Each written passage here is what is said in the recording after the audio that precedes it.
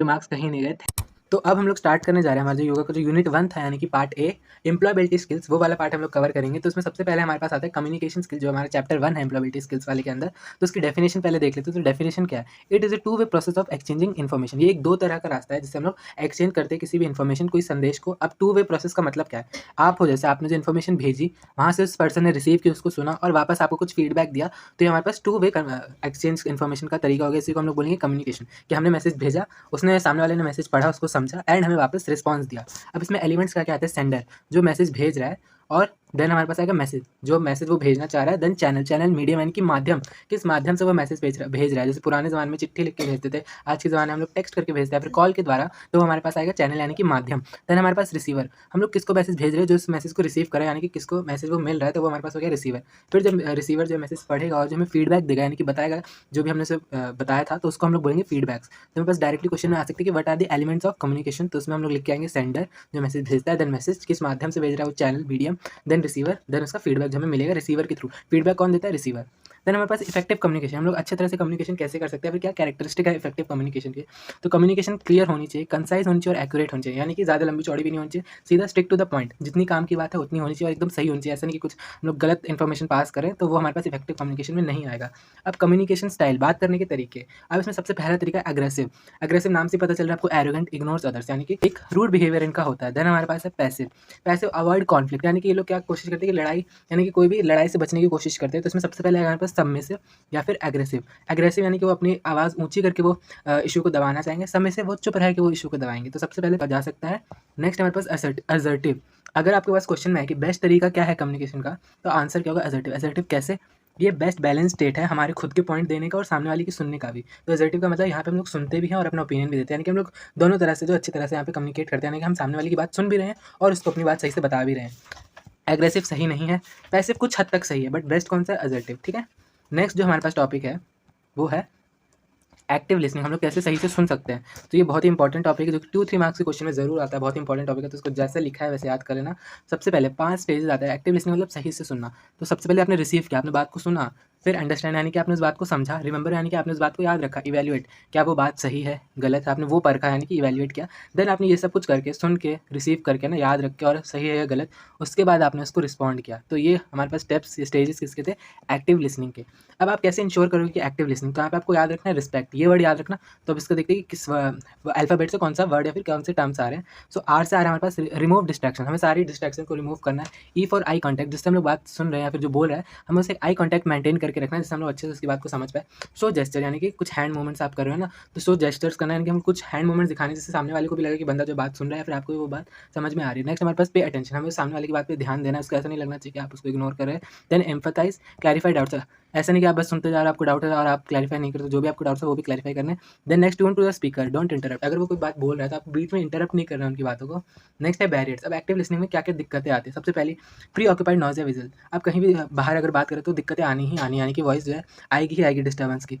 Past mindset, आप पुराना कोई भी इंसिडेंट को रिलेटेड जो है आप अपनी तरफ से जो है मन में बिठा के रखे हो, तो वो भी एक्टिव लिसनिंग को जो है इफेक्ट करता है। देन पर्सनल फैक्टर, जैसे कि हेल्थ, किसी की हेल्थ खराब है तो वो गेस्ट नहीं सो कर सकता है, फिर उसका ध्यान जो है भटक सकता है। अगर किसी की हेल्थ खराब है तो वो किस में आ जाएगा? पर्सनल फैक्टर्स की कैटेगरी में वो आ जाएगा वो चीज़। देन हमारे पास ग्रामर एंड सेंटेंसेस आता है, जो कि 1 मार्क्स यानी कि एमसीक्यू के लिए बहुत इंपॉर्टेंट है। सबसे पहले यहाँ पे है फ्रेज वर्सेस सेंटेंस। फ्रेज का क्या मतलब है और सेंटेंस का क्या मतलब है? फ्रेज का मतलब है फ्रेज 2-3 वर्ड्स या फिर 4-5 वर्ड्स का एक समूह होता है, जिसका कोई भी मीनिंग नहीं होता। सेंटेंस क्या होता है? सेंटेंस यहाँ पे वर्ड्स का ही कलेक्शन होता है, बट उसका एक प्रॉपर मीनिंग होता है।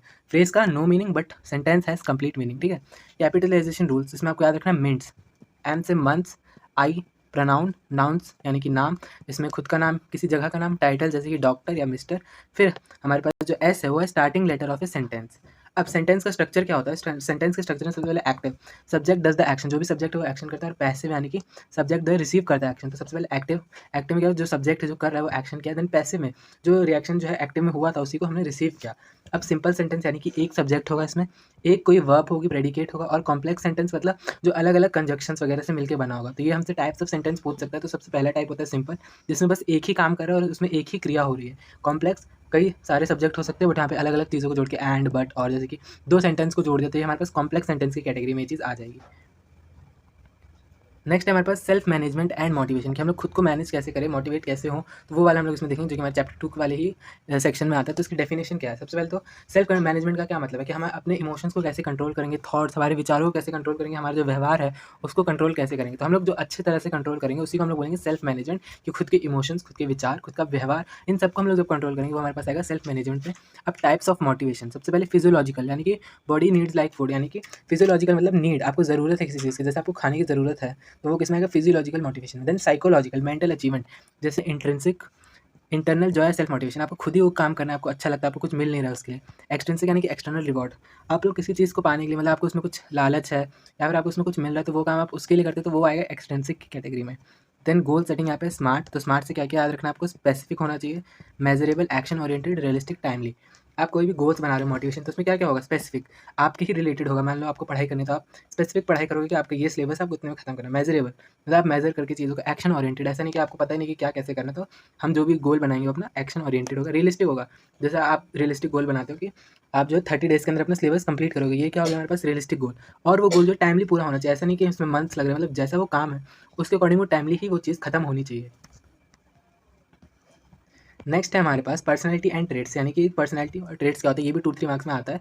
सबसे पहले पर्सनैलिटी का मतलब क्या है? क्लस्टर ऑफ थॉट्स, यानी कि हमारे विचार, हमारी भावनाएं और हमारा व्यवहार, इन सबके समूह को बोलेंगे हम लोग पर्सनैलिटी। और ट्रेड्स कुछ स्पेसिफिक क्वालिटीज़, यानी कि पर्सनैलिटी क्या होगा? क्लस्टर ऑफ थॉट्स, यहाँ पे बहुत सारे थॉट्स, फीलिंग्स और बिहेवियर आएगा। बट ट्रेड्स ये कुछ स्पेसिफिक क्वालिटी होती है, कुछ गिनी चुनी क्वालिटी होती है, उसको हम लोग बोलते हैं ट्रेड्स।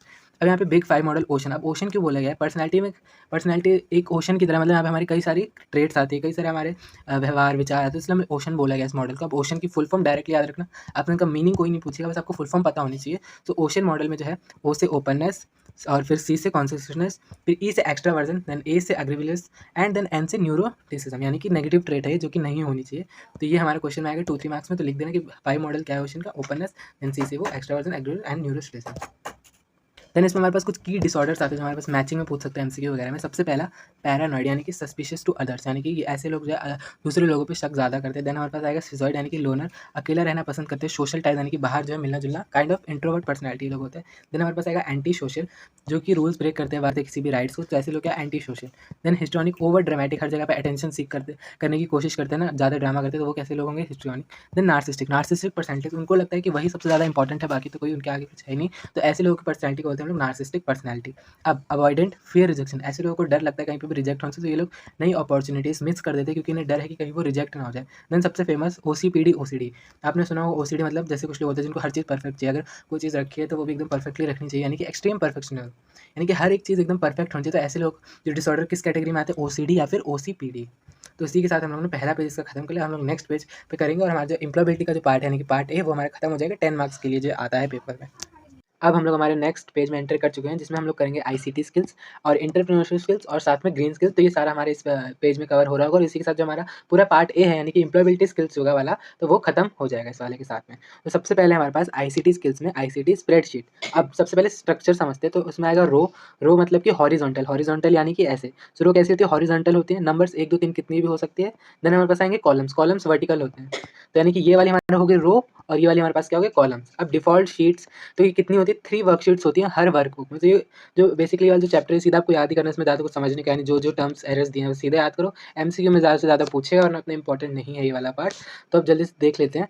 फाइल एक्सटेंशंस कुछ आएंगे यहाँ पे, जैसे कि डॉट ओडीएस है ना, डॉट ओडीपी इंप्रेस या प्रेजेंटेशन बनाने के टाइम पे। सेल रेफरेंसिंग एब्सोल्यूट होती है, फिक्स्ड होती है। रिलेटिव चेंजेस कुछ आएंगे, मिक्स्ड। फॉर्मूलाज हमेशा इक्वल टू से स्टार्ट होना चाहिए, must start with equal to. Example जैसे कि हम लोग कोई भी फॉर्मूला स्टार्ट करते हैं तो किससे? फॉर्मूला इक्वल टू और फिर वो जो एक्चुअल फॉर्मूला है वो देते थे यहाँ पे, ऐसे ही हमको करना है। देन हमारे पास कॉमन एरर्स, ये एमसीक्यू के लिए इंपॉर्टेंट है तो डायरेक्टली याद कर लेना। तो जो ट्रिपल हैशटैग है वो हमारे पास आता है एरर क्या? कॉलम विद टू स्मॉल, जो हमारा कॉलम है, यानी कि जो ये वाला पार्ट है हमारे पास वो बहुत ही ज़्यादा स्मॉल बन गया, यानी कि बहुत ही छोटे कॉलम्स बन गए, तो उस एरर को हम लोग ट्रिपल हैशटैग बोलते हैं। देन हमारे पास है hashtag division by zero, division by zero भी एक एरर है। देन हमारे पास हैशटैग वैल्यू, जो कि एक इनवैलिड आर्गुमेंट है, जैसे कि हमने टेक्स्ट को ही सम कर दिया। अब टेक्स्ट का सम हो सकता है, हम लोग नंबर्स को सम कर सकते हैं, बट क्या हम लोग टेक्स्ट को सम कर सकते हैं? नहीं। तो हैशटैग वैल्यू का मतलब हमने जो आर्गुमेंट पास किया वो गलत है, यानी कि इनवैलिड है। देन हमारे पास आएगा ऑर्डर ऑफ इवैल्यूएशन, हमें किसी भी चीज़ को इवैल्यूएट करना है, उसको जोड़ना है, फिर कोई भी चीज़ करना है तो हम कैसे करेंगे? ये ऑर्डर भी डायरेक्ट आपके एमसीक्यू में आ सकता है, तो याद रखना आपको ऑर्डर्स दी होंगी या फिर ये मिसमैच दिया रहेगा तो आपको करेक्ट ऑर्डर वहाँ पे टिक करना होगा। तो सबसे पहले ब्रैकेट्स, कोई भी ब्रैकेट आपको दी हो तो हम उससे सॉल्व करेंगे। देन एक्सपोनेंट्स, एक्सपोनेंट यानी कि पावर जो ऊपर दी होती है वो, फिर मल्टीप्लाई डिवाइड करेंगे उस चीज़ को, अगर अंदर कोई भी टर्म्स है उसको मल्टीप्लाई तो डिवाइड करेंगे, फिर जाके ऐड सब्ट्रैक्ट करेंगे। तो करेक्ट ऑर्डर क्या होगा? ब्रैकेट सॉल्व किया हमने, एक्सपोनेंट की पावर सॉल्व की, देन उसको मल्टीप्लाई या डिवाइड किया, देन ऐड और सब्ट्रैक्ट किया। तो ये हमारा क्या था, ICT स्किल्स वाला स्प्रेडशीट। ठीक है, नेक्स्ट है हमारे पास ICT स्किल्स में प्रेजेंटेशन। तो हम लोग प्रेजेंटेशन क्यों बनाते हैं, जैसे मैंने ही बनाई तो किस लिए, जैसे आपको अच्छे से समझ में आ पाए। So presentation are use to impress anybody, या फिर हमें कोई भी टॉपिक समझाना होता है तो हम प्रेजेंटेशन के बेसिस पे हेल्प से समझाते हैं। शॉर्टकट क्या आएगा इसमें, CTRL+M।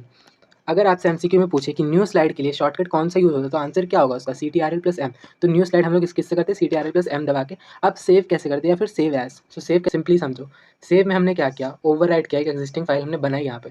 सेव एज, हम लोग एज दे दिया, मतलब हम लोग यहाँ पे उसका एक प्रॉपर नेम, प्रॉपर लोकेशन दे रहे हैं किसी भी एग्जिस्टिंग फाइल की। डिफॉल्ट लेआउट क्या है इसका, टाइटल हम टॉप पे देते हैं। आपने कोई भी प्रेजेंटेशन बनाओ, टाइटल रहेगा उसका टॉप पे, देन उसकी डिटेल्स रहेंगी बॉटम में, जो भी टेक्स्ट है। तो यानी कि जो टाइटल है ना, टाइटल रहा टॉप पे, एंड जो हमारी डिटेल्स दी उसकी, जो भी कंटेंट हम लोग प्रेजेंटेशन में दे रहे हैं, तो वो क्या रहेगा नीचे। तो हमारे पास बेसिक डिफॉल्ट लेआउट है इसका प्रेजेंटेशन मेकिंग का। देन हमारे पास आता है एंटरप्रेन्योरशिप बेसिक्स एंड उसकी कुछ टाइप्स, जो हमारे चैप्टर 4 में आता है। सबसे पहले डेफिनेशन, एंटरप्रेन्योरशिप का मतलब क्या है, कोई भी बिजनेस स्टार्ट करना, रिस्क लेना, किसके लिए, प्रॉफिट के लिए। और इसी मिक्स ऑफ आर्ट स्किल्स को हम लोग क्या बोलते हैं, एंटरप्रेन्योरशिप स्किल्स। यानी कि हम कोई भी बिजनेस स्टार्ट करते हैं, सीधी सी बात है, आप कोई भी नई चीज़ स्टार्ट करोगे तो उसमें रिस्क तो होगा ही। अब रिस्क लेना पड़ेगा किस चीज़ के लिए, आपका फ़ायदा हो, है ना। तो इस चीज़ को हम लोग बोलेंगे एंटरप्रेन्योरशिप स्किल्स। देन इसमें कुछ की डिफरेंस है। सबसे पहले तो वेज एम्प्लॉयड, सबसे पहला टाइप वर्क फॉर सैलरी। जो आप कोई भी कहीं और जॉब करते हैं, वहाँ पे आपको सैलरी मिलती है, तो उसको हम लोग बोलेंगे वेज एम्प्लॉयड, यानी कि सैलरी वाली जॉब। देन एंटरप्रेन्योर, एंटरप्रेन्योर क्या होता है, सेल्फ एम्प्लॉयड, वो खुद ही एम्प्लॉयड होता है, वो रिस्क टेकर है, क्योंकि उसने एक नया बिजनेस स्टार्ट किया। तो या तो उसका रिस्क क्यों है, क्योंकि या तो उसका डूब सकता है, प्रॉफिट होगा तो अच्छी बात है, बट वो रिस्क ले रहा है, उसको पता नहीं कि आगे क्या जो है उसका आउटकम आएगा। नेक्स्ट डिफरेंस है फर्स्ट जनरेशन, मतलब अगर फैमिली में कोई भी बिजनेस की हिस्ट्री नहीं है, या फिर फैमिली में बिजनेस की हिस्ट्री नहीं, तो वो कौन से आएंगे, फर्स्ट जनरेशन है, कि पहली बार जो वो एंटरप्रेन्योरशिप है, उनके पहले फैमिली में कोई भी ये काम नहीं करता। देन फैमिली बिजनेस, यानी कि इनहेरिटेड बिजनेस आएगा यहाँ पे, मतलब ऐसे जो ऑलरेडी उनके फैमिली बिजनेस है तो उसी के में ही ज्वाइन कर रहे हैं, तो वो कौन सा आएगा, फैमिली बिजनेस वाली कैटेगरी में। देन IT एंटरप्रेन्योर, यानी कि सॉफ्टवेयर, वेब और टेक्निकल इसमें आएगा। देन एंटरप्रेन्योर के आंसर होते हैं मशीन्स, सिविल और इलेक्ट्रॉनिक्स। ये सिंपल जो पूरी यूनिट है, ये पूरी बेसिकली रट्टा मारने की, इसमें कुछ ज़्यादा समझना नहीं। जो सीधा टर्म्स दिया याद कर लो, सीधा पेपर में लिख के आ जाओ बस। जो हमने बेसिक पार्ट था वो ऑलरेडी हमने कवर कर लिया, कौन सा, योगा वाला। नेक्स्ट हमारे पास एंटरप्रेन्योरशिप कॉम्पिटेंसीज।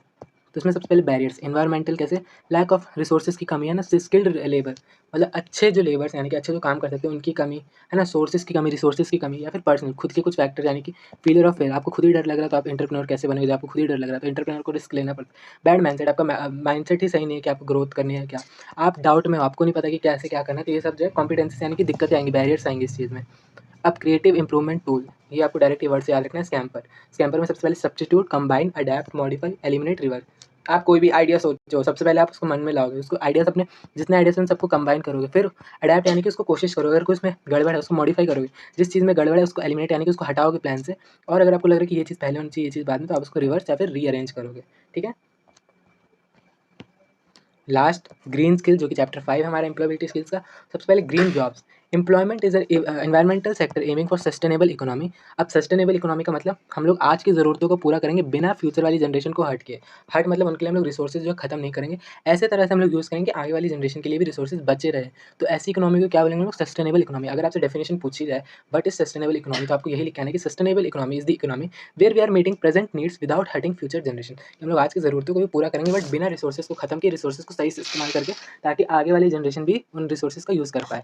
अब इसमें कुछ की सेक्टर्स हैं। सबसे पहले हमारे पास एग्रीकल्चर सेक्टर, जिसमें हमारे पास है ऑर्गेनिक फार्मिंग, जिसमें हम लोग कोई भी टॉक्सिक केमिकल्स का यूज़ नहीं करते, हम लोग ऑर्गेनिक तरीके से जो एग्रीकल्चर फार्मिंग को करते हैं।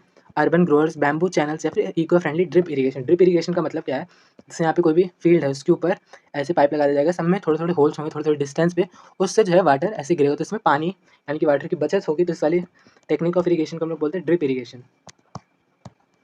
देन ट्रांसपोर्ट में CNG हो सकता है, ई रिक्शा इलेक्ट्रिक से चलने वाला है, फिर प्लास्टिक वेस्ट रोड। ये प्लास्टिक वेस्ट रोड का मतलब क्या है, आजकल जो हमारे जो सरकार है फिर कुछ फैक्ट्रीज ने क्या किया, प्लास्टिक का जो भी वेस्ट होता है उसको कंबाइन करके उससे रोड बनाते हैं, उसको हम लोग बोलेंगे प्लास्टिक वेस्ट रोड। तो ये बहुत ही अच्छा जो है इनिशिएटिव लिया गया है वेस्ट कम करने के लिए, प्लास्टिक का सही इस्तेमाल करने के लिए। देन हमारे पास एनर्जी, एनर्जी में सोलर सेल टेक्निक्स, हम लोग सौर ऊर्जा का इस्तेमाल जो है कर सकते हैं इसमें। स्मॉल स्केल टेक्नोलॉजी, जैसे कि विलेज में जो सोलर लैंप्स होता है, आपने देखा होगा कि विलेज में ऐसे जो सोलर लैंप्स होते हैं उनके ऊपर सोलर पैनल्स लगे होते हैं, तो डायरेक्टली सन रेज उन पर पड़ती है, वो चार्ज होते हैं और वो उसी से वो चलते हैं। तो ये हमारे पास कौन सा हो गया, विलेज में जो लगे होते हैं solar lamps. Then tourism, eco tour guide है ना, जो लोकल कल्चर उसको प्रोटेक्ट करते हैं। कंस्ट्रक्शन, ग्रीन बिल्डर्स, IGBC, इसकी फुल फॉर्म याद कर लेना, IGBC क्या है, Indian green building council rating है ना। अब हम लोग वेस्ट को कैसे मैनेज कर सकते हैं, तो वेस्ट मैनेजमेंट पे क्वेश्चन जरूर आता है मोस्टली। तो वेस्ट कैसे मैनेज करेंगे, 4 Rs 1 U। तो क्या तरीका है, 4 Rs यानी कि 4 Rs + 1 U। ये डायरेक्ट एमसीक्यू में पूछ सकता है, व्हाट इज वेस्ट मैनेजमेंट का क्या जो एक बेसिक की फैक्टर है। सो 4 R's technique plus 1 U technique. सबसे पहले 4 R में क्या क्या आएगा, रिफ्यूज़, जो चीज़ आपको ज़रूरत नहीं है उसको नो कहना है, यानी कि उसको इस्तेमाल ही ना करना। तो say no to unneeded item, जिन आइटम की हमको नीड नहीं है। देन रिड्यूस, हम लोग जो हमारे पास आइटम्स की नीड है उनको भी हम लोग थोड़ा सही से इस्तेमाल करेंगे, यानी कि उसकी कंजप्शन लो करेंगे, बस जितना ज़रूरत है उतना, एक्स्ट्रा नहीं। रीयूज़, हम लोग यूज़ अगेन करेंगे फेंकने की जगह। एंड ऑफकोर्स उसी चीज़ में कुछ ही चीज़ों में पॉसिबल है, तो हम लोग यहाँ पे use again instead of throwing, फेंकने की जगह हम लोग उसी चीज़ को दोबारा रीयूज़ करेंगे। देन हमारे पास रिसाइकल, हम लोग उस पुराने मटेरियल को एक न्यू मटेरियल में ट्रांसफर करेंगे, उसको बोलेंगे रिसाइकल। लास्ट चीज़ हमारे पास अपसाइकल, यानी कि यहाँ पे हम लोग क्या करते हैं, रिसाइकल करते हैं इनटू समथिंग हायर बेटर, ऐसी चीज़ में रिसाइकल करते हैं जिसकी ज़्यादा वैल्यू है या फिर हम लोग उस चीज़ को ज़्यादा अच्छे तरह से यूज़ कर सकते हैं। तो इसी के साथ हमारा पूरा एम्प्लॉयबिलिटी स्किल्स वाला पार्ट भी खत्म होता है। हमने कम्युनिकेशन स्किल्स देखे, आईसीटी देखा, सेल्फ मैनेजमेंट देखा, ग्रीन स्किल्स देखा, एंटरप्रेन्योरशिप स्किल्स देखा। ये सारा हमारा कितने मार्क्स का था, 10 मार्क्स का था। तो ये हमारा पहला वाला जो पार्ट था वो खत्म हो चुका है। सो लास्ट में मैं आप सभी से एक क्वेश्चन पूछना चाहता हूँ, इसका आंसर आप लोग मुझे अभी कमेंट सेक्शन में करके जाओ, और हाँ अभी ही करके जाना है, चेक करो कि आपने कितने ध्यान से वन शॉट को सुना, और एक इंपॉर्टेंट एमसीक्यू का क्वेश्चन भी है। तो क्वेश्चन है हमारे पास कि प्राणायाम का मीनिंग क्या है। सो क्या प्राणायाम का मीनिंग बोन्स या मसल्स है, या कंट्रोल ऑफ ब्रीथिंग है, या फिर कंसंट्रेशन या फोकस है। तो A, B, C में से इसका करेक्ट आंसर मुझे कमेंट में लिखो, मैं खुद चेक करूँगा, रिप्लाई करूँगा और एक्सप्लेन भी करूँगा कि क्यों है, क्योंकि मैंने ये वाला वन शॉट में पूरा सब कुछ ये वाला प्राणायाम वाला बेसिकली 3 से 4 बार कवर किया है पूरे वीडियो में। सो यार दैट्स ऑल, हमने सब कुछ कवर कर लिया। हमने एम्प्लॉयबिलिटी स्किल्स देख ली 10 मार्क्स के लिए, 40 मार्क्स के लिए हमने सब्जेक्ट स्पेसिफिक स्किल्स देखी, पूरा 50 मार्क्स का कंटेंट हमने कवर कर लिया। एम्प्लॉयबिलिटी स्किल्स में ज़्यादा कुछ एक्सप्लेन करने का था नहीं, बस रट्टे मारने वाली चीज़ें थी तो हमने वो शॉर्ट में कवर कर ली। हाँ, जो मेन चीज़ थी 40 मार्क्स वाला यूनिट वो हमने प्रॉपर्ली डिटेल तरीके से कवर किया है। तो इतना कर लिया तो आपका हो जाएगा। Thank you and best of luck for your exam.